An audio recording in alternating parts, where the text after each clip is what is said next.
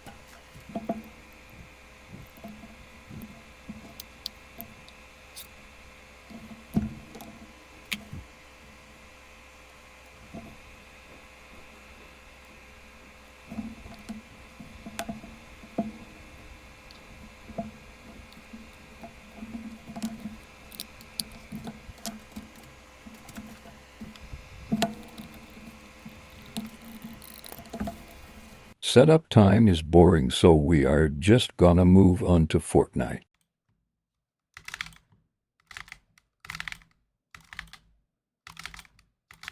The overall rating on this mouse is a 10/10. And I know this video is short, but I'll see you guys at the next video. See ya.